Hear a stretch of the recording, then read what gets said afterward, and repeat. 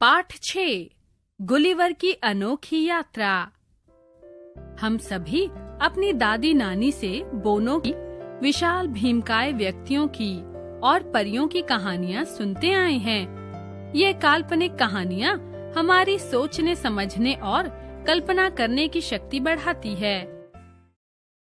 Gulliver को समुद्री यात्राएं करने का बहुत शौक था। एक बार जब वह समुद्री यात्रा पर निकला हुआ था, तो समुद्र में आए तेज तूफान के कारण उसका जहाज डूब गया। परंतु उसने हिम्मत नहीं हारी। उसने तैरना शुरू कर दिया। हे ईश्वर, मैं थक गया हूँ, किंतु किनारा अभी दूर है। मुझे और प्रयास करना होगा। किनारे पर पहुंचकर वह भूख और थकान से चूर होकर बेहोश हो गया। गुलिवर बोनो के देश लिलीपुट पहुंच गया था। इसे ठीक से बांध दो। इतना विशाल मानव हमने पहली बार देखा है। गुलिवर को जब होश आया तो उसने स्वयं को पतले पतले धागों में बंधा पाया। उसने नन्हे नन्हे लोगों को आश्चर्य से देखा। तुम सब कौन हो? मुझे क्यों बांधा है? मेरा दोष तो बताओ। अपनी भलाई चाहते हो तो चुपचाप लेटे रहो। गुलिवर शांत होकर लेटा रहा। उसने इशारों से उन लोगों को समझाना चाहा कि वह उनकी भाषा नहीं समझता। उसने हाथ को मुंह की ओर ले जाकर भूख लगने का इशारा किया। मुझे भूख लगी है, कुछ खाने के लिए दो। उन लोगों ने गुलिवर का इशारा समझ लिया और बड़े बड़े थालों और कड़ाहों से खाना उसके मुंह में उड़ेला जाने लगा। बड़े बड़े पीपों से उसे पानी पिलाया जाने लगा। हे भगवान, इसका पेट है या कुआं? खाना खाने के बाद गुलिवर सो गया।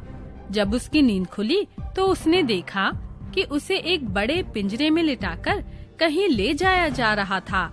वह बुदबुदाया, ओह, मुझे तो कैद कर लिया गया है। लिलीपुट विशालकाय गुलिवर को देखकर अचरज में थे और गुलिवर भी उनकी नन्ही दुनिया देखकर आश्चर्यचकित था। बादशाह ने लोगों को उसे वहाँ की भाषा सिखाने का काम सौंपा। अब से आप इसे यहाँ की भाषा सिखाइए। जल्दी ही गुलिवर ने वहाँ की भाषा सीख ली। वे लोग उससे खुश थे। बच्चे उसके बालों में आंख मिचौली खेलते थे, परंतु गुलिवर को बार बार अपने घर की याद आती थी। एक दिन, मैं किसी को नुकसान नहीं पहुंचाऊंगा। कृपया मुझे आजाद कर दीजिए। ठीक है, तुम्हें इस शर्त पर आजाद किया जाता है कि तुम बिना बताए कहीं नहीं जाओगे और युद्ध में हमारी सहायता करोगे। शर्त मानने पर गुलिवर को आजाद कर दिया गया। कुछ समय बाद गुलिवर को पता लगा कि पड़ोसी देश ब्लेफुस्कू का राजा लिलीपुट पर आक्रमण करने वाला है। गुलिवर ने कुछ कांटे और रस्सियां ली और ब्लेफुस्कू की खाड़ी में चला गया।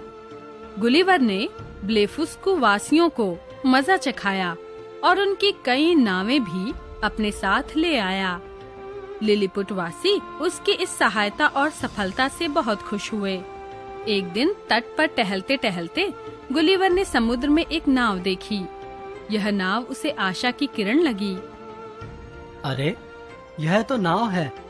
मतलब मैं अपने देश वापस लौट सकता हूँ। बादशाह ने गुलिवर को भारी मन से अपने देश लौटने की अनुमति दे दी। बादशाह और लिलीपुट वासियों ने उसे खाने पीने की ढेर सारी चीजें देकर विदा किया। मुझे आप सबकी बहुत याद आएगी नन्हे दोस्तों।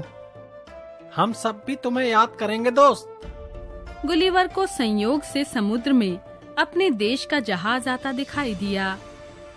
अरे वाह, यह तो मेरे देश का जहाज है। हे ईश्वर, तूने मेरी सुन ली। अब मैं अवश्य ही अपने देश पहुंच जाऊंगा। गुलिवर जहाज में बैठकर खुशी खुशी अपने देश लौट गया। हमने सीखा, इस चित्र कथा से हमने सीखा कि कभी भी हिम्मत नहीं हारनी चाहिए। समय का पहिया घूमता ही रहता है। वह हर पल इंसान के लिए कुछ नया लेकर आता है।